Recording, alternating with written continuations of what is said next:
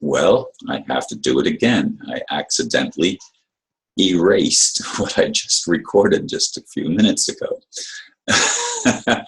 the, the video for February the 17th, 2017 is entitled, Dear President Trump.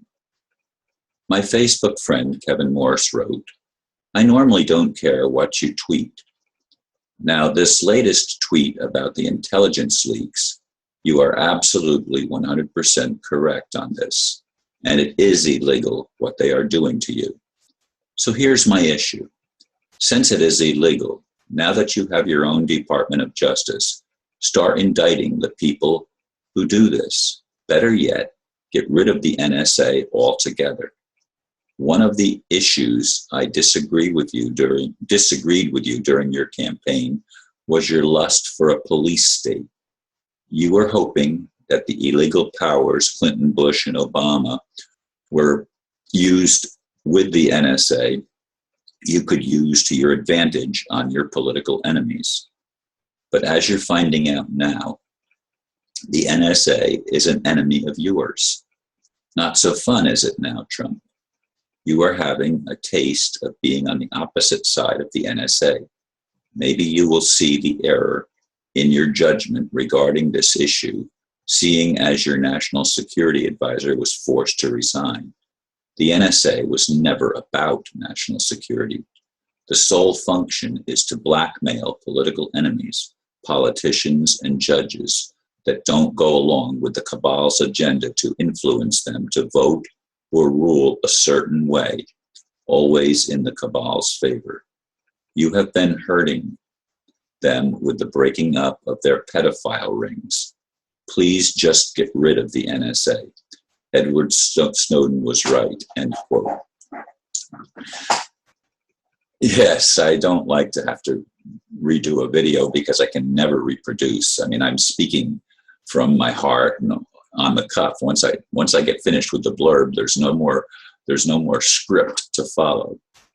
But Kevin's letter was good, and he sent me a Facebook message indicating that he had written a letter to Trump, and I had to go to his Facebook page to read it, and I asked for permission to actually use that for the video, and he granted permission, and hence that's why we're doing this today.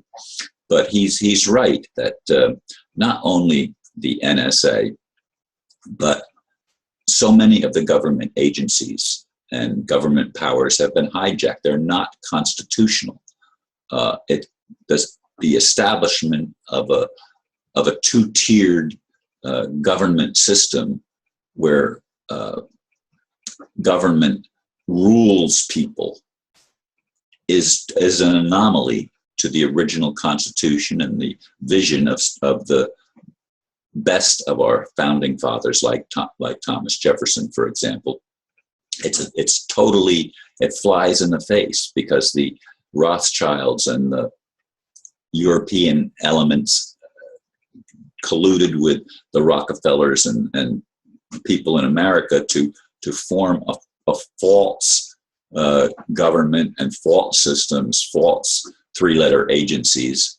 And the whole thing is, as he rightly points out, to blackmail political enemies and to entice them into pedophilia and other sexual improprieties that they don't want exposed because it would burst their ego, and people would know that they are not the good people that they put on the face and the mask to pretend to be.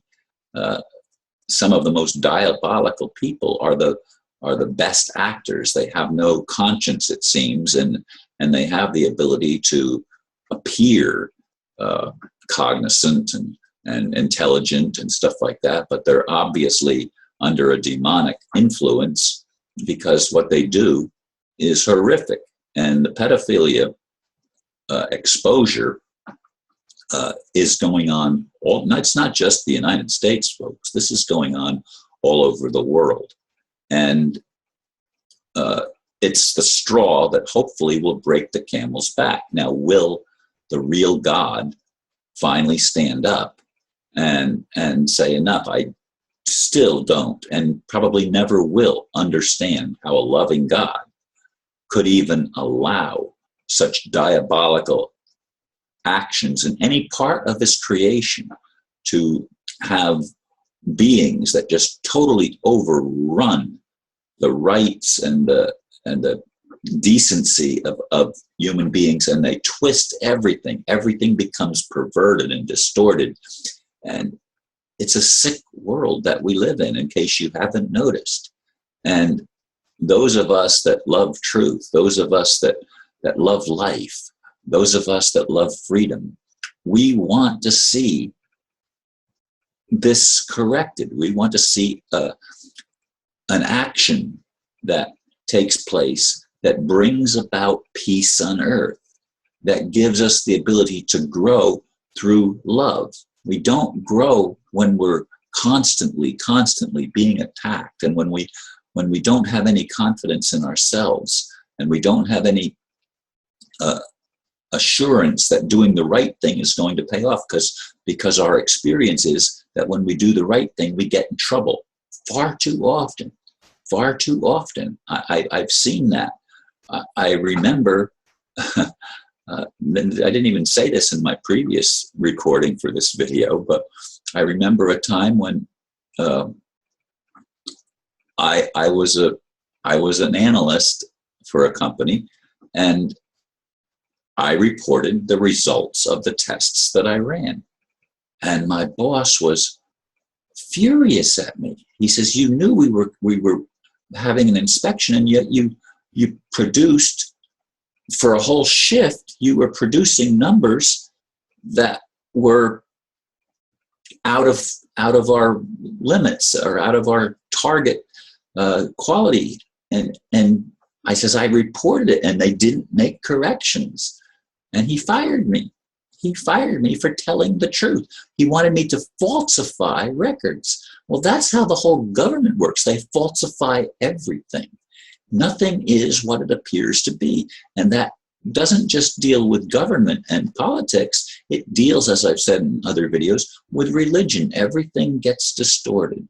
Everything gets twisted. And,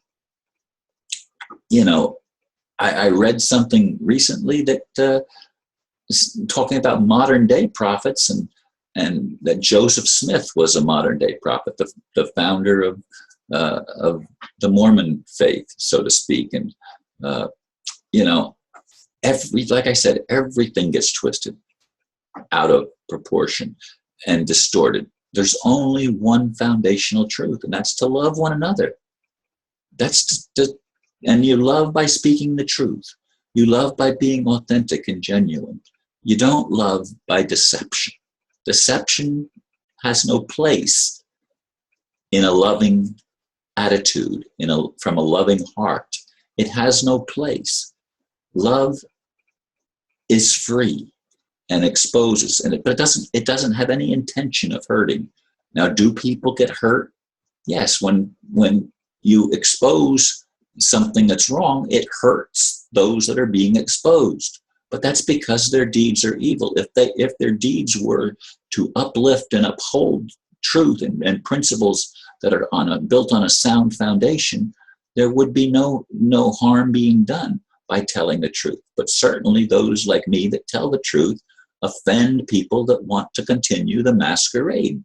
And I want to see the masquerade end. I want to see the veil ripped and truly rent in twain. I want to see the masks come off. I want to see people humbly and compassionately let themselves be exposed so that we can heal, because we don't heal without exposure. And so when my friend Kevin writes to President Trump, I'd like President Trump to get it. But not just President Trump. I'd like all of us, wherever we are in the world, to get it, that only love heals. Only love brings the solutions and helps us to create the world that we long for in the deepest part of our heart. Thank you for listening, and namaste.